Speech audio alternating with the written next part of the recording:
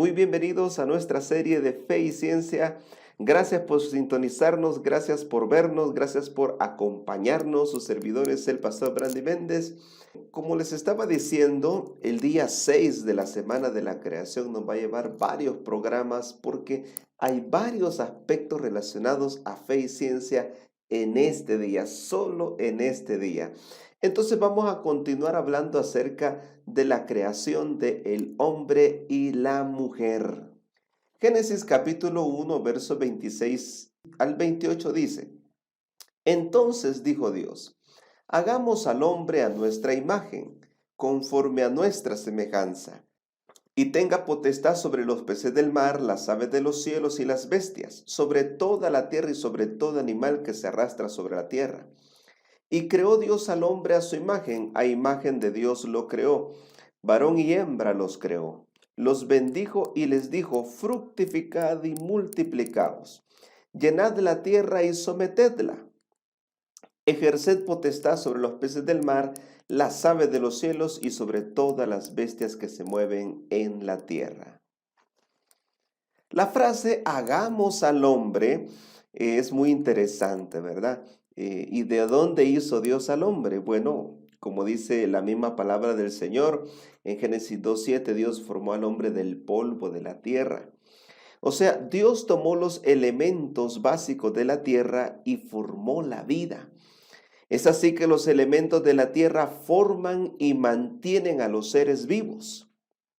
Si vemos una tabla periódica, notaremos que los elementos están ordenados por colores. Por ejemplo, en esta tabla periódica tenemos los macroelementos en un color como anaranjadito.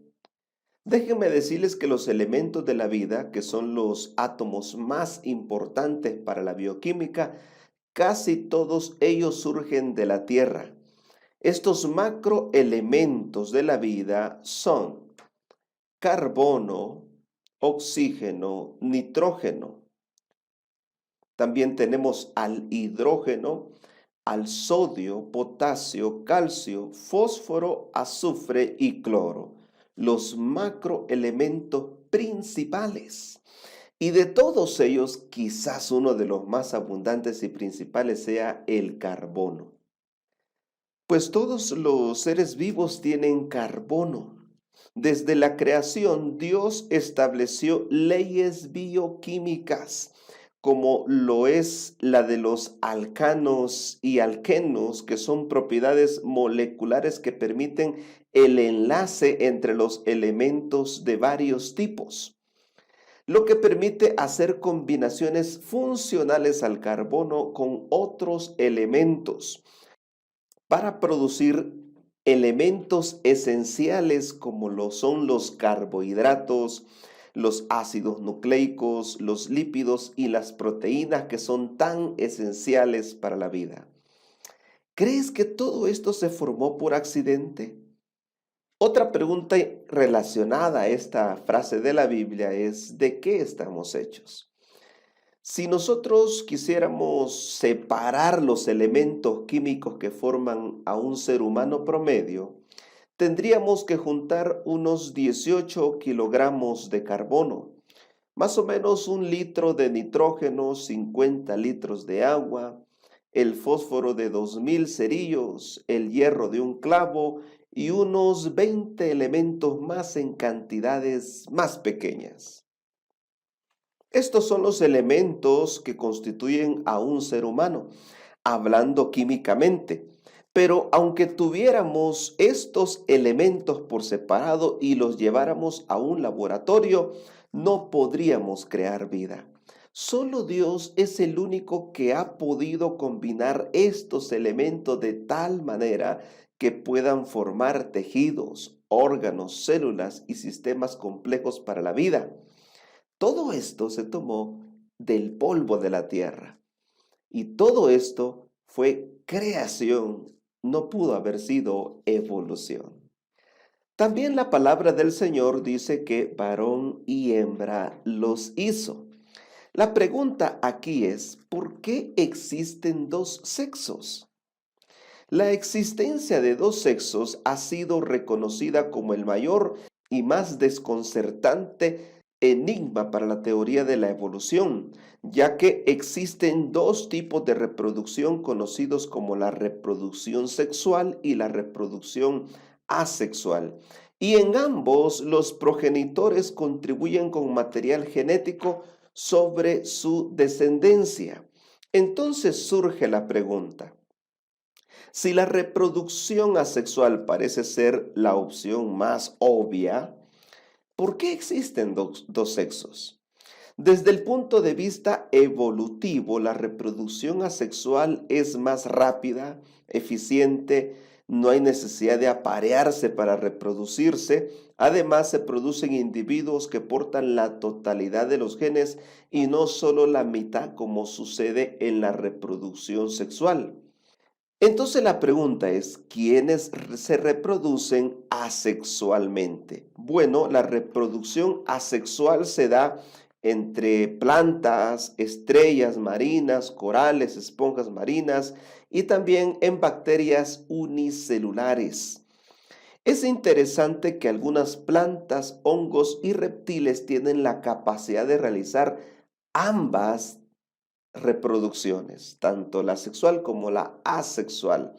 Todo esto con el fin de preservar la especie y según lo ameriten las circunstancias. Algunos tipos de reproducción asexual son la fisión binaria, donde la célula duplica su ADN y se reproduce en un ser idéntico. También está la reproducción por fragmentación, donde el ser desprende una parte de él mismo y de esa parte brota un ser igual al que contribuyó con ese fragmento. Esa es la reproducción fragmentaria. También tenemos la gemación. En la gemación hay un pequeño brote o yema que lleva el código genético para producir un nuevo individuo. Este brote o yema va creciendo y con el tiempo se separa de su progenitor y entonces crea un nuevo ser, ¿verdad? Y también está la reproducción por esporulación, donde dicha reproducción se da a partir de esporas. Lo interesante de esta última modalidad es que las esporas pueden sobrevivir después de años de latencia y cuando las condiciones son favorables surge un nuevo brote de hongos, bacterias o plantas. Pero volviendo a la pregunta, ¿por qué existen dos sexos? ¿Por qué hay machos y hembras en animales, aves, peces, insectos? Los evolucionistas no saben desde cuándo hay dos sexos o cómo estos pudieron surgir. Y lo que hacen es lanzar especulaciones, inventar y divagar en razonamientos supuestamente lógicos y científicos. La sexualidad es otra evidencia de que venimos de las manos de un creador, como lo es también el matrimonio. Dios es el inventor del sexo. De ahí que Satanás ha intentado pervertir y corromper el tema sexual. Por otro lado, es por medio de la reproducción sexual que los progenitores producen descendencia que es genéticamente única y no solo una copia. Lo que significa que cada ser humano procreado es único debido a este tipo de reproducción dejada por Dios. Hablemos un poquito de los cromosomas. Hay cosas que no elegimos al nacer, las cuales se nos son dadas, se nos son asignadas. Por ejemplo, no elegimos el país donde nacemos, no elegimos a los padres, no elegimos la sociedad, el nombre y tampoco elegimos el sexo con el cual nacemos. Déjenme decirles que en cada individuo hay dos tipos de células sexuales. Las llamadas germinales que se encuentran en los ovarios y testículos y las somáticas que constituyen y definen cada célula de un individuo, sea este hombre o mujer. En los núcleos de todas las células se encuentran los cromosomas que están formados por proteínas y ADN. el cual es el portador de los caracteres hereditarios de su descendencia. En el núcleo de las células somáticas hay 46 cromosomas dispuestos de dos en dos, con 23 pares en total. Dentro de estos hay dos. Está el cromosoma X y el cromosoma Y, que son los cromosomas sexuales que definen la sexualidad del individuo. Las mujeres poseen dos cromosomas X y el hombre posee un cromosoma X y un cromosoma Y. Los otros 44 cromosomas llevan la información genética y por eso se les llama autosomas. En el núcleo de las células o gametos sexuales hay 23 cromosomas, que contiene un solo cromosoma de cada par. Por lo tanto, hay 22 autosomas y un cromosoma sexual. Al fusionarse un espermatozoide con un óvulo, estos cromosomas se combinan y surge un nuevo individuo que será hombre o mujer según la combinación genética. Si la combinación es 2X, será una niña. Y si la combinación es XY, será un niño. Entonces nos preguntamos, ¿quién define el sexo de los hijos? ¿Es el hombre o es la mujer? Un niño o niña se forma con 46 cromosomas, 23 cromosomas del padre y 23 cromosomas de la madre. Como el padre es XY, es quien define si será niño o niña. Pero la asignación cromosomática no la podemos controlar. Bien podrían concebirse solo niñas o solo niños o una mezcla de ambos. Eso es así porque hay dos tipos de espermatozoides, los que tienen carga masculina y los que tienen carga femenina. Se sabe que el espermatozoide de carga masculina es más rápido, pero vive menos. Y el de carga femenina es más lento, pero vive más. Por lo que a veces no se necesita llegar primero, sino saber llegar para definir el sexo de un bebé. Por eso dependerá de muchos factores para que se dé un sexo u otro a la hora de concebir. Entonces, por mucho tiempo se creyó que era la mujer quien definía el sexo de los bebés. Muchas mujeres sufrieron por la ignorancia que había, ya que solo concebían hijas. Ahora sabemos que es el hombre quien define el sexo de los hijos. Déjenme decirles que el tema de la reproducción es estudiado por varias ciencias como la biología, que es la ciencia natural que estudia todo lo relacionado con la vida, lo orgánico y los procesos biológicos de los seres vivos en diversos campos especializados.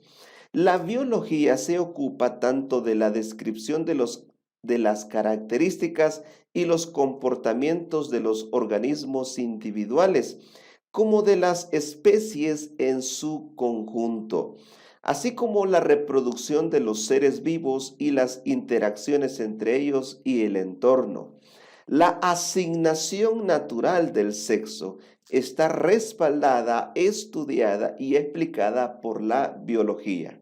Un organismo vivo es el resultado de los procesos bioquímicos que se dan gracias a la organización compleja de la materia, como lo es en la siguiente jerarquía.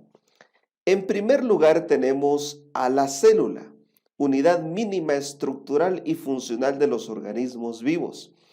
En segundo lugar tenemos los tejidos, que son conjunto de células de la misma naturaleza que desempeñan una función en común. Estos tejidos forman órganos. Los órganos son grupos diversos de tejidos que forman una unidad funcional. El conjunto de órganos sería un aparato, como el aparato digestivo, reproductor, circulatorio. Son sistemas de órganos que desempeñan una función en particular. Los aparatos forman organismos Es el resultado de la organización y funcionamiento de los niveles anteriores. Y después tenemos a las especies, que son grupos de seres comunes entre sí. Después tenemos la población, que es un conjunto de especies en un área determinada y el conjunto de poblaciones forman una comunidad. Y las comunidades forman ecosistemas que se desarrollan según el ambiente que los rodea y esos ambientes forman la biosfera, que es un conjunto de los recursos donde se desarrolla la vida. Todo esto estudia la biología y todo eso tiene que darse para que haya vida y reproducción. ¿Cómo algo tan complejo pudo surgir de circunstancias accidentales como lo plantea la evolución? Me parece imposible. Otro aspecto que está relacionado a la biología es los cromosomas, como estuvimos hablando hace un momento. Cromosoma viene de la combinación de dos palabras del griego, cromo, que es color, y soma, que es cuerpo o material. Los cromosomas son estructuras filiformes genéticas que definen la sexualidad del individuo. Estas están compuestas de ADN, básicamente, ¿verdad?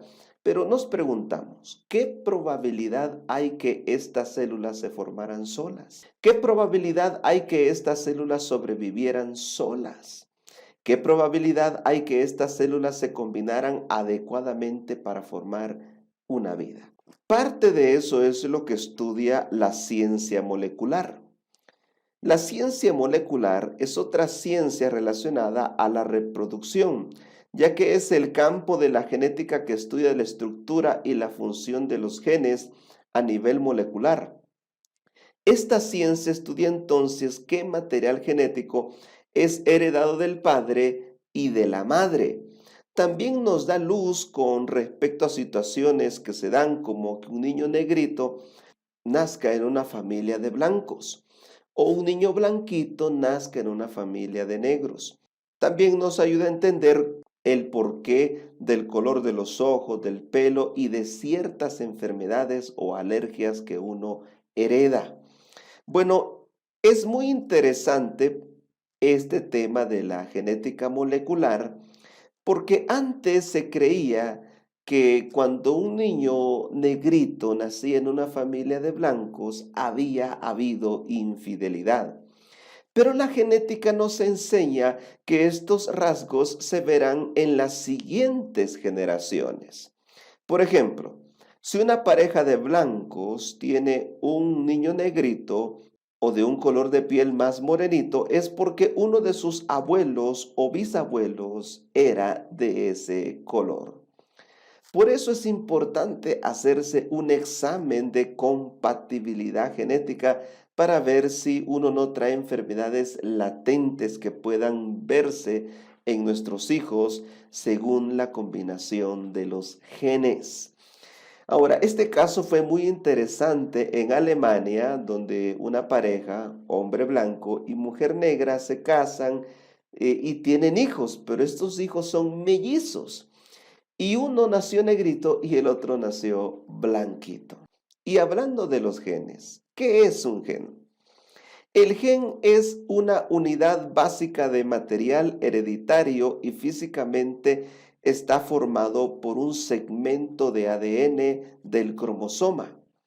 Atendiendo al aspecto que afecta a la herencia, esta unidad básica recibe otros nombres como recón, cuando lo que se completa es la capacidad de recombinación.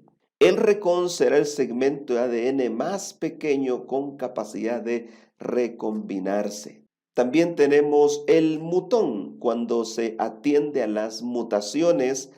El mutón es la unidad más pequeña del ADN con capacidad de mutarse. En términos generales, un gen es un fragmento de ADN que codifica una proteína.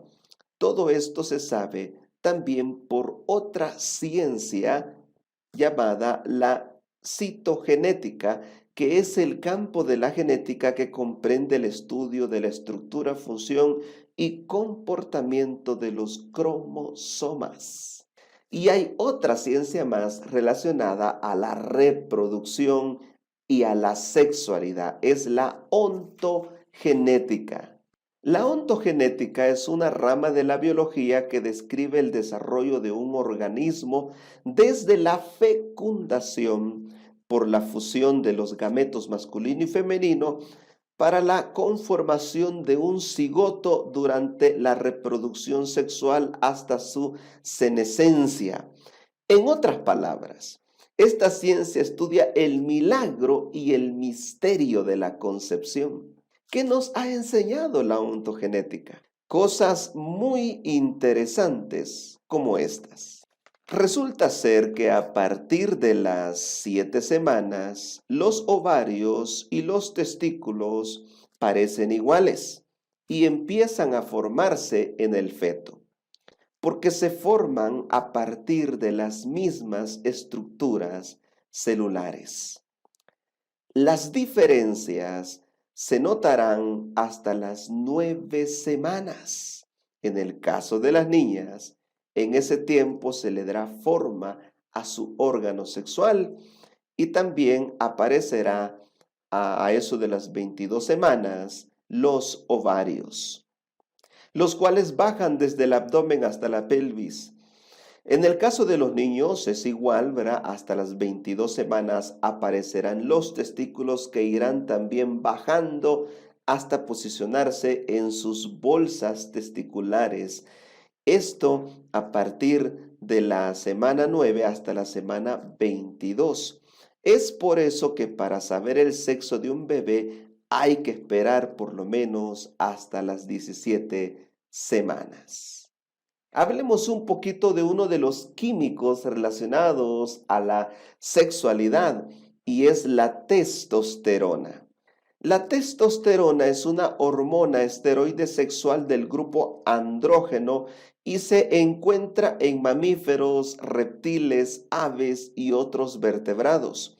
En los mamíferos, la testosterona es producida principalmente en los testículos de los machos y en los ovarios de las hembras, solo que en las hembras se encuentra en mucho menor grado. Además, las glándulas suprarrenales segregan también pequeñas cantidades. La testosterona es la principal hormona sexual masculina y también un esteroide anabólico natural. En los varones, la testosterona desempeña un papel clave en el desarrollo de los tejidos reproductivos masculinos como los testículos y próstata, también en la promoción de los caracteres sexuales secundarios, como por ejemplo el incremento de la masa muscular y ósea y en el incremento del pelo corporal, también en la ronquera de la voz y todo lo que caracteriza al hombre como hombre. Por eso la testosterona contribuye en la formación de características fenotípicas masculinas en un individuo XY. Y otro químico relacionado a la sexualidad es la progesterona, también conocida como P4. Es una hormona esteroide involucrada en el ciclo menstrual femenino, también en el embarazo, la gestación y la embriogénesis, tanto en los seres humanos como en otras especies. La progesterona pertenece a una clase de hormonas llamada progestágenos y es el principal progestágeno humano de origen natural. Su fuente principal son los ovarios y la placenta, aunque también puede sintetizarse en las glándulas adrenales y en el hígado. Los hombres también tienen progesterona, pero en muy pequeñas cantidades. La progesterona es la hormona que se activa en un individuo XX para darle su forma característica de mujer y también le da eso que la hace única. el poder de concebir, de procrear, de que en su vientre se forme una vida. Estas hormonas moldean el cuerpo, comportamiento, preferencias y conductas sexuales de un hombre o de una mujer. ¿Tú crees que todo este sistema bioquímico se formó solito? ¿Tú crees que todas estas propiedades bioquímicas se formaron con el paso de millones y millones de años?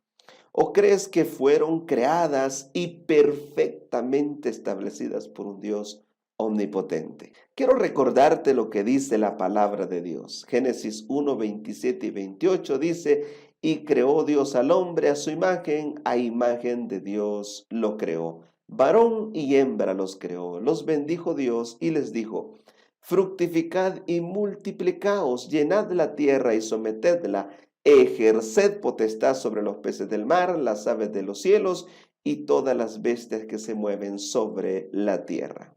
En este texto podemos ver que Dios fue el que inventó el sexo y por lo tanto es algo bueno, porque todo lo bueno viene de Dios, dice Primera de Timoteo 4:4. El hombre y la mujer que se unen sexualmente en el matrimonio son un reflejo de la imagen de Dios y pueden cumplir la orden de multiplicarse y reproducirse. ¿En qué consiste esa imagen de Dios? Veamos esta cita, que está en el libro Patriarcas y Profetas, página 25, y dice, el hombre había de llevar la imagen de Dios tanto en la semejanza exterior como en el carácter. Eso significa que nuestra imagen exterior es semejante a la divina. También nuestro interior, pero nuestro interior ha sido mayormente deformado por el pecado. Necesitamos una estrecha relación con Dios para recuperar esa imagen interna perdida de Dios. Eva era la contraparte de Adán. Dios no solo crea este mundo, no solo crea a los animales, no solo crea al ser humano, sino que crea el matrimonio, algo que hasta los ateos practican. ¿Nunca te has preguntado quién inventó el matrimonio o cómo pudo este haber evolucionado? Déjame decirte que a donde tú vayas, no importa el continente o la cultura, el matrimonio es celebrado entre un hombre y una mujer para disfrutar los privilegios de la sexualidad y la procreación. Todo esto fue inventado por Dios. Pero Dios le dio la sexualidad al ser humano bajo algunas condiciones. Génesis capítulo número 2, verso 22 al 24 dice, de la costilla que Jehová Dios tomó del hombre hizo una mujer y la trajo al hombre. Dijo entonces Adán, esta sí que es hueso de mis huesos y carne de mi carne, será llamada mujer, porque del hombre fue tomada. Por tanto, dejará el hombre a su padre y a su madre, se unirá a su mujer y serán una sola carne. Entonces, de este texto se desprenden las siguientes enseñanzas en cuanto a la sexualidad. Número 1, el sexo debe ser practicado entre un hombre y una mujer que se aman para placer y procrear, preservando así la especie humana. Número 2, el sexo debe ser realizado después del casamiento y no antes. Y número 3, el sexo debe ser practicado por personas heterosexuales estando física, emocional y espiritualmente maduras. Según el relato bíblico, Adán no tenía una contraparte, una pareja. Y cuando Dios le dio la tarea de ponerle nombre a los animales, notó que habían parejas, el león y la leona, el caballo y la yegua, la vaca y el toro, las cabras, o sea, todos tenían parejas menos él. Y sintió la necesidad de una pareja, de una contraparte. Por eso es que Dios duerme a Adán y de una de sus costillas crea a Eva. ¿Qué significa eso? Que Eva no fue traída a la fuerza sobre Adán. Que Eva fue traída debido a que Adán sentía la necesidad de una contraparte para él. Eva no fue traída como un ser inferior para que Adán lo gobernara. Eva fue traída como un igual con Adán para que gobernaran juntos. Por eso esta cita en Patriarcas y Profetas, página 26, dice: Eva fue creada de una costilla tomada del costado de Adán. Este hecho significa que ella no debía dominarle como cabeza, ni tampoco debía ser humillada y hollada bajo sus pies como un ser inferior, sino que más bien debía estar a su lado como su igual, para ser amada y protegida por él. Siendo parte del hombre, hueso de sus huesos y carne de su carne, era ella su segundo yo, y dejaba en evidencia la unión íntima y afectuosa que debía existir en esta relación. Ahora, déjame preguntarte, ¿quién puso todos estos elementos químicos dentro de nosotros que nos conforman como humanos y que nos permiten la reproducción y preservación de la raza humana? Déjame decirte que fue Dios quien los asignó. Por lo tanto, es Él quien se encarga también de la asignación sexual. ¿Por qué? Porque cada ser humano que nace en este mundo tiene un propósito, una misión. Y Dios sabe quién cumplirá mejor ese propósito o esa misión, si un hombre o una mujer. Por lo tanto, yo te animo, acepta como Dios te ha creado. Es por eso que quiero hacerte un llamado y una invitación. Y el llamado en esta oportunidad es a aceptar como Dios te ha creado, a aceptar la sexualidad que se te ha sido asignada. El llamado es a buscar a Dios porque Dios no rechaza a nadie. Ven tal como estás al Señor porque Él puede arreglar tu vida.